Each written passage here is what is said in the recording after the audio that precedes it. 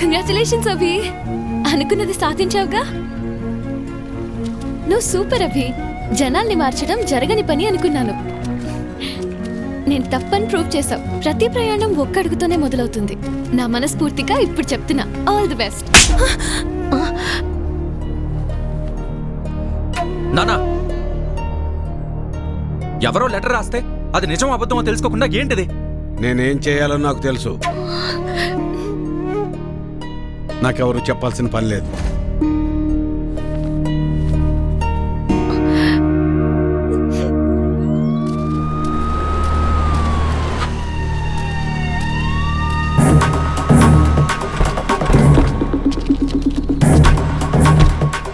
అభిని పిలవండి.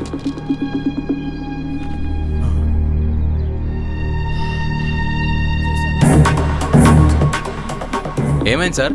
ముందు అభిని పిలవండి. అభి, ఏమైంది సార్? నువ్వు పోలింగ్ సమయంలో రిగ్గింగ్ చేసావని కంప్లైంట్ వచ్చింది. అందుకే నువ్వు మాతో ఒకసారి పోలీస్ స్టేషన్కి రావాలి. అమ్మా, నువ్వేం కంగారు పడకు, నేను వచ్చేస్తాను. పదండి సార్.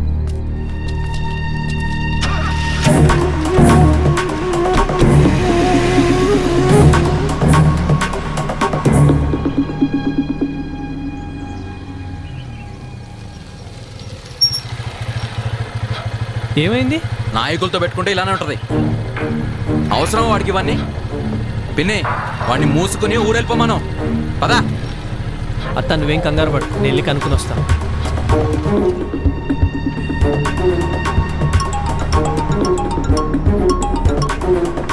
హలో. ఓ అవునా సార్? సరే సార్, ఇప్పుడే వదిలేస్తాను. నీ మీద వచ్చిన కంప్లైంట్ ఫాల్స్ అంట. మా సార్ ఇప్పుడే చెప్పారు. దింపండి అయ్యా. Okay sir.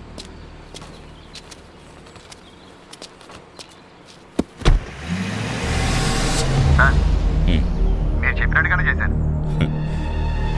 సరే, ఇంకా జనాలే చూసుకుంటారులే. ఏమైందిరా? ఇదంతా లోకల్ పొలిటీషియన్స్ ఆడే గేమ్లే కానీ పద, నేను చెప్తా.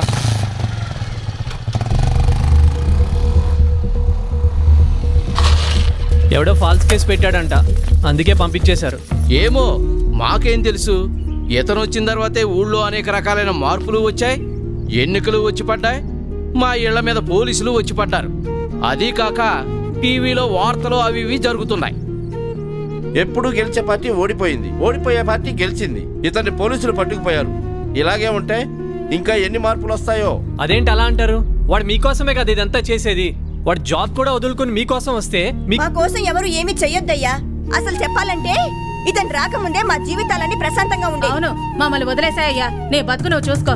అందరూ పదండి, మనం ఇక్కడే ఉంటే రేపు పోలీసులు మనల్ని కూడా పట్టుకెళ్తారు. పదండి పదండి. పదండి పదండి.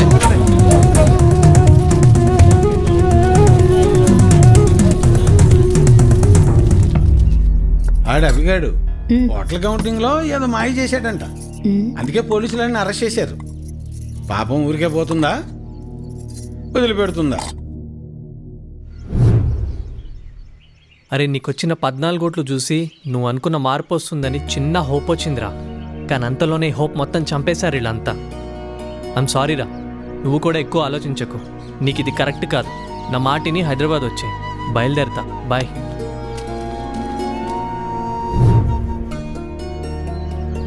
తప్పు చేసామేమో అనిపిస్తుంది. వాడికి సపోర్ట్ చేసి ఉండాల్సింది.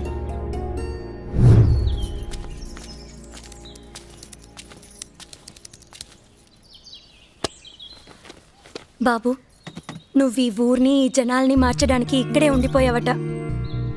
అవేమీ మాకు తెలియదు, కానీ నీ వల్ల మా ఇంట్లో ఒక ఆడపిల్ల ఏడుస్తుంది. ఇది నీకు కరెక్ట్ కాదయ్యా.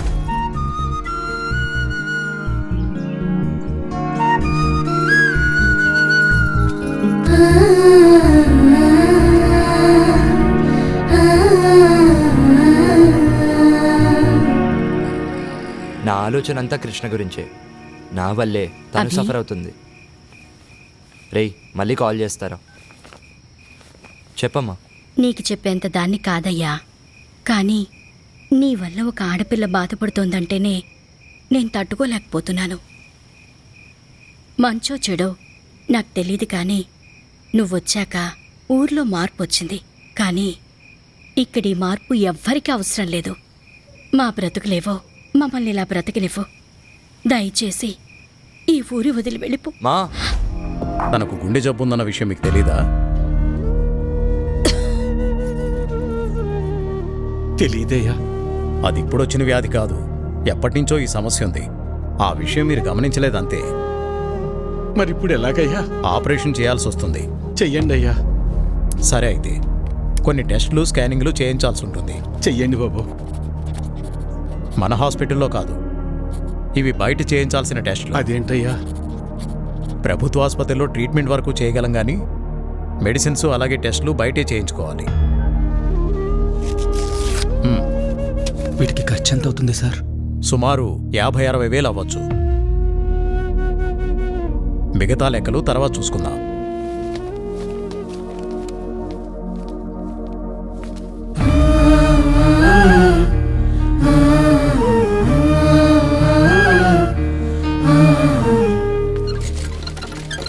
ఒరే పెద్దోడా, మీ అమ్మ ఎంత పని చేసిందిరా. ఎప్పుడు నొప్పని కూడా అనలేదు. అవునన్నా. సర్లే, ఎలక్షన్ డబ్బులు ఉన్నాయిగా, పర్లేదులే. అవెక్కడున్నాయి నాన్న? అంతకుముందు చేసిన అప్పులు మొత్తం తీర్చేశాంగా. మరి ఇప్పుడు ఎలా రా? ఇప్పుడు ఏం చేద్దాం? ఏం చేయాలి? నలుగురి దగ్గరికి వెళ్ళి ప్రయత్నం చేద్దాం. పద పద, తొందరగా నడు.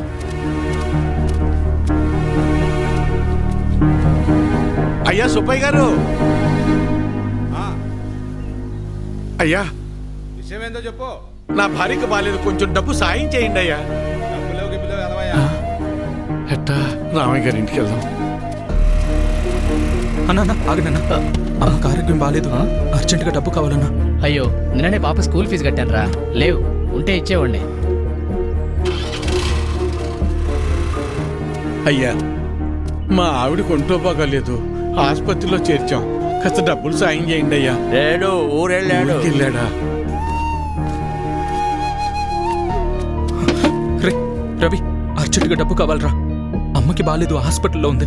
డాక్టర్ గారు డబ్బులు తీసుకురమ్మన్నారు. ఏదో ఒకటి చేయరా. లేవన్నా. నువ్వే అలా అంటే ఎలా రా? అర్థం చేసి. లేవన్నా. బాబాయ్ బాబాయ్, అమ్మని హాస్పిటల్లో జాయిన్ చేశాం బాబాయ్. అర్జెంటుగా డబ్బు కావాలి, ఆపరేషన్ చేయాలంటున్నారు. డబ్బులు ఏమి లేవు, వెళ్ళిపో. అసలు ఏమి లేవు, దయచేసి వెళ్ళిపోవా. వెళ్ళు.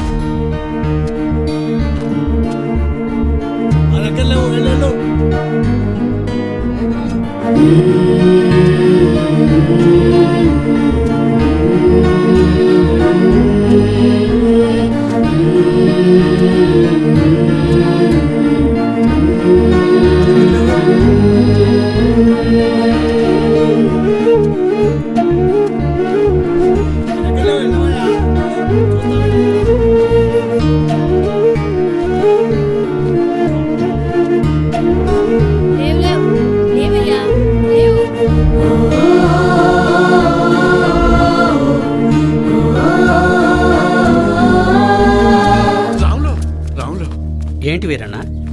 రే, ఏమైనా కసిన డబ్బులుంటే సర్దరా. నా తల తాకట్టు పెట్టైనా నీ బాకీ తీరుస్తాను. వీరన్నా, నీకు అప్పు ఇచ్చేంత స్తోమత నాకు లేదు. అట్లా అనబాకరా, ఏం చేయాలో నాకు అర్థం కావటం లేదు. అందుకే నేను నీకు చెప్పేది, ప్రభుత్వాలు ఇస్తున్నాయి కదా అని ఊరికే ఉండకూడదు. ఉచితంగా వచ్చేది తీసుకో, అది నీ హక్కు. వద్దని నేను అనడం లేదు, కానీ దానిమీదే ఆధారపడకుండా పనిచేసి సంపాదించుకుంటే నీకీరోజు ఈ దుస్థితి వచ్చేది కాదు కదా.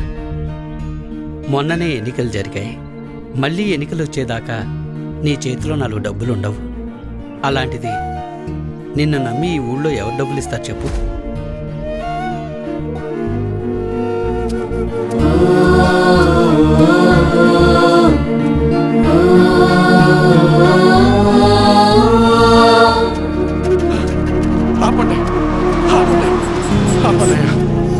నమస్కారం అయ్యా.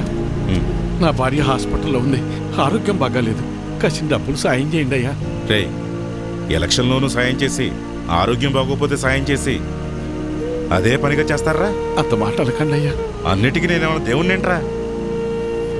అయినా ఇలా పంచుకుంటూ పోతే ఎప్పుడురా, నేనెప్పుడురా బతికేది? అది సరేనయ్యా, ఇక్కడ ప్రభుత్వ ఆసుపత్రిలో ఉండాల్సిన సదుపాయాలు అసలు ఎందుకని లేవయ్యా? అబ్బో, నన్నే ప్రశ్నిస్తున్నావా?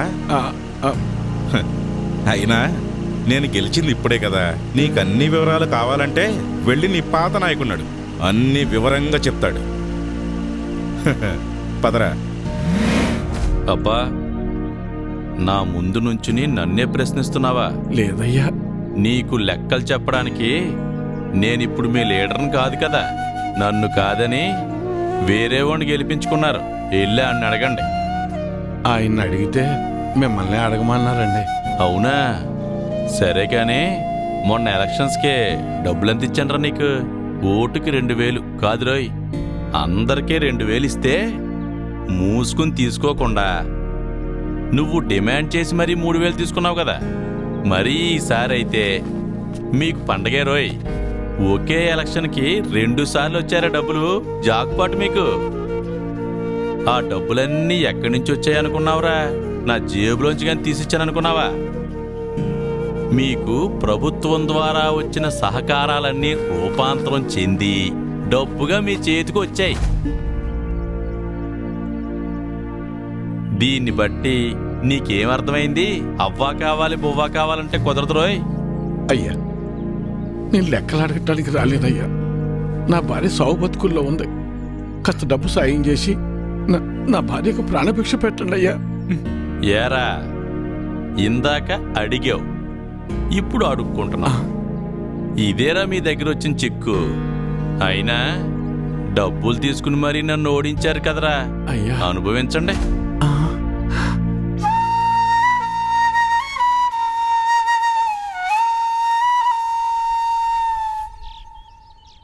ఇప్పుడు ఎలా నాన్న? కాసిన మంచి నీళ్ళు ఎవరా?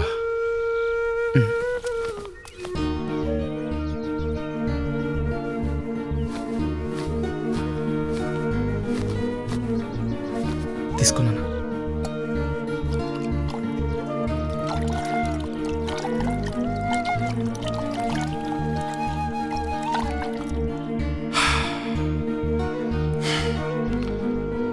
అమ్మా,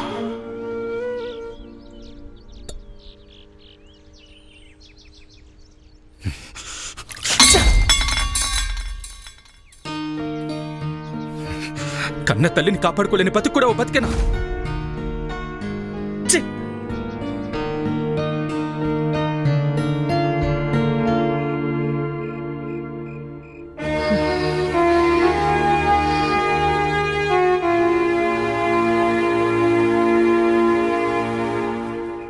మొన్ననే ఎన్నికలు జరిగాయి. మళ్ళీ ఎన్నికలు వచ్చేదాకా నీ చేతిలో 4 డబ్బులు ఉండవు. అప్పు పుట్టాలి అంటే ఎలక్షన్స్ రావాలి అంటే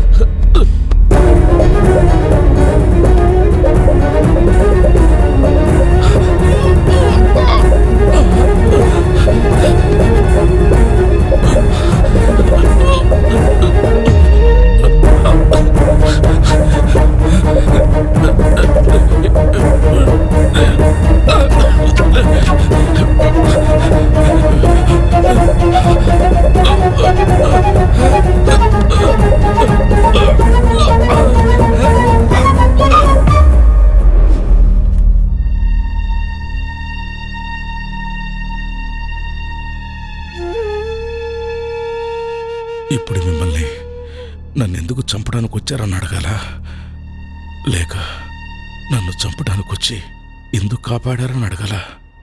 ఏమని అడగాలి? ఆవేశంలో మిమ్మల్ని చంపాలని వచ్చిన మాట నిజమేనయ్యా.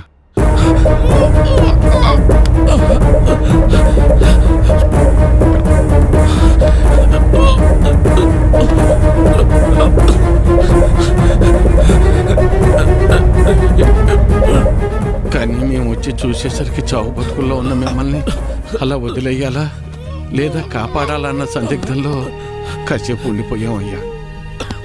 మేము మీలాగా ఆలోచించం కదయ్యా.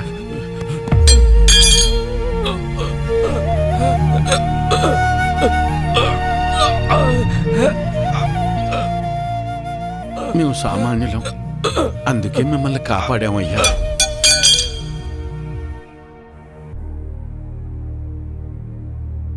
అసలు నన్ను ఎందుకు చంపడానికి వచ్చారు? మీరు చచ్చిపోతే మళ్ళీ ఎలక్షన్లు వస్తాయి కదయ్యా. ఎలక్షన్లు వస్తే మళ్ళీ డబ్బులు పంచుతారు కదా, ఆ డబ్బులతో నా భార్యను కాపాడుకోవచ్చని.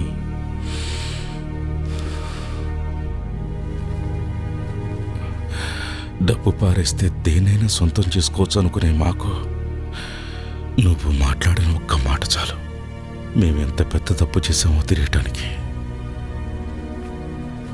నన్ను క్షమించు వీరన్నా. అయ్యో, నీ భార్యను కాపాడే బాధ్యత నాది.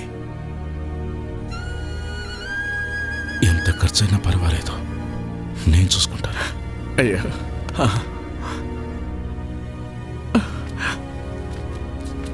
వీరన్నా.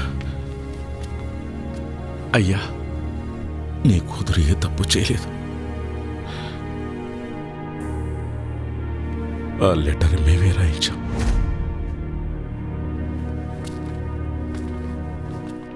డాక్టర్ గారు, డాక్టర్ గారు, అయ్యా, నా భార్యకి టెస్టులు స్కానింగ్ చేయాలన్నారు. ఇదిగోనయ్యా, డబ్బులు తెచ్చానయ్యా. దయచేసి నా భార్యను కాపాడండి అయ్యా. సారీ వీరయ్య, మేమెంత ప్రయత్నించినప్పటికీ కాపాడలేకపోయాం.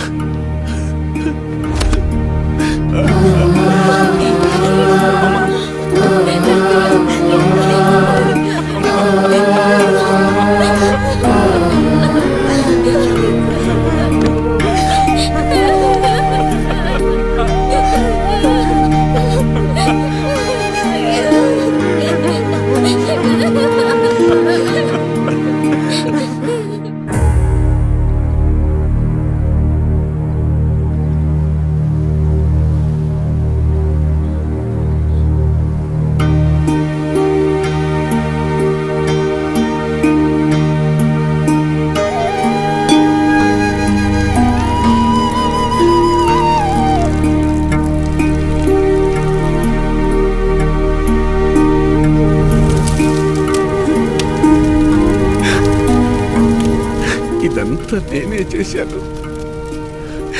నిన్ను నేనే చంపేశాను. అగ్ని సాక్షిగా నీకు తోడుంటానని మాటిచ్చాను.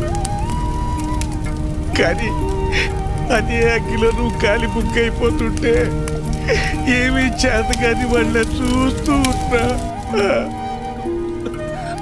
7 అడుగులు నడిస్తే ఆ బంధం 7 జన్మల పాటు ఉంటుందంటారు.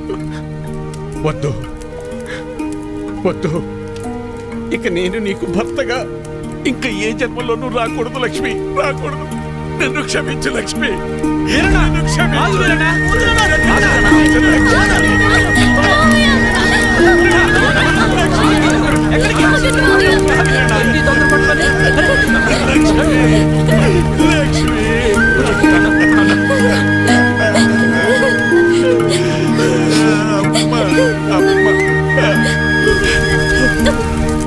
ఏంటి వీరన్న ఇది? నీకేమైనా పిచ్చి పట్టిందా?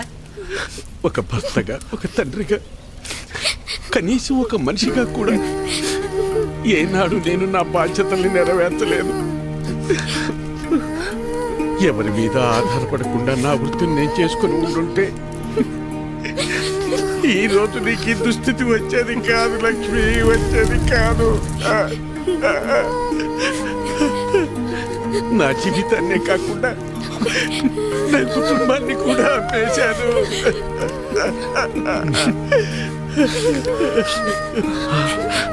ఎవరో వేసే పిచ్చ మీద ఆధారపడి బతికేలా చేశారు. చివరకు నా భార్య ప్రాణం కోసం కూడా చేతులు చాచి అడుక్కునేంతగా దిగజారిపోయాను.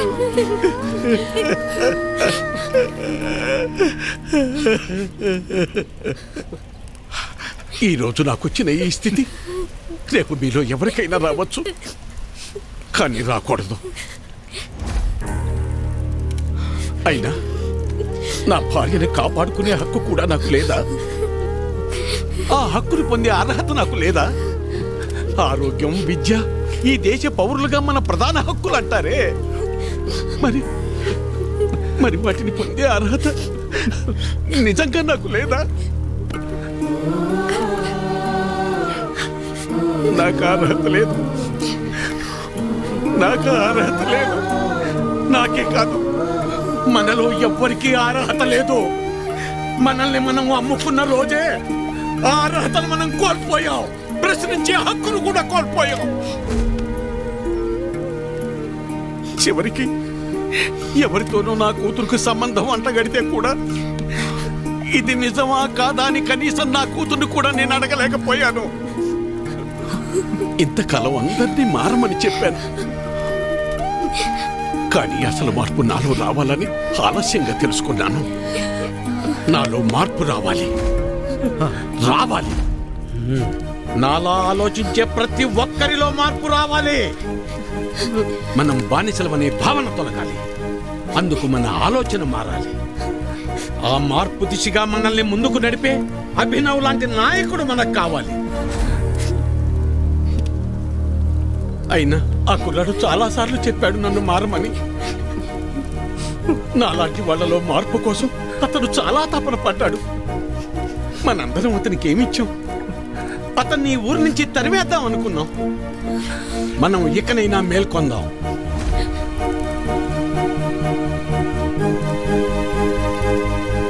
మనం మారడానికి అభినవ్ రూపంలో ఒక అవకాశం వచ్చింది. ఆ అవకాశాన్ని మనం చేజార్చుకోవద్దు.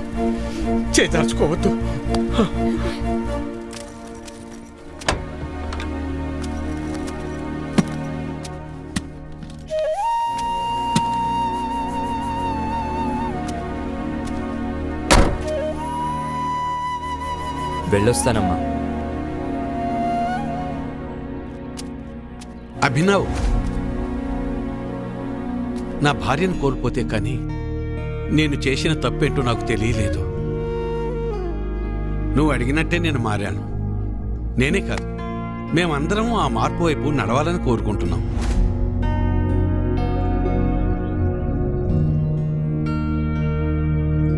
మా నాయకుడిగా ఉండి మమ్మల్ని ఆ దిశగా నడిపించు.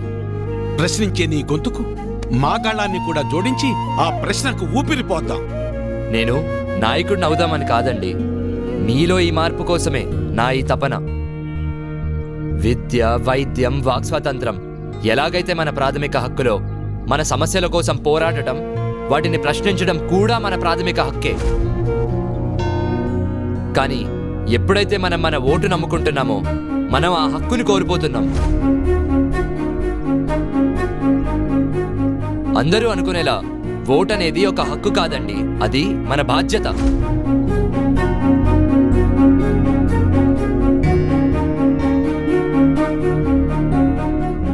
ఒక్కసారి డబ్బు తీసుకోకుండా ఓటు వేసి చూడండి, అప్పుడు మీకే తెలుస్తుంది రాజెవరో సేవకుడెవరో.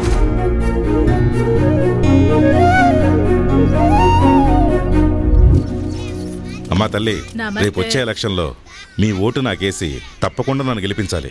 డబ్బులు ఏమిస్తావు? ఏంటి డబ్బా? 2000 2000 ఓటుకి. మా ఇంట్లో 4 ఓట్లు ఉన్నాయి. 4 ఓట్లు అంటారా? 8000 ఇచ్చేరా. ఆగు, సంవత్సరానికి ఏమిస్తావు? 96,000 సరిగ్గా చూసావా? చూశానన్నా. ఇచ్చేరా 96,000. ఆగు, 5 సంవత్సరాలకి ఏమిస్తావు? 4,80,000 తల్లి నీకు నమస్కారం. నీ ఓటు వద్దు, మాకేం వద్దు. నమస్కారం తల్లి, నమస్కారం. నా ఓటే కొంటావా? వెళ్ళండి.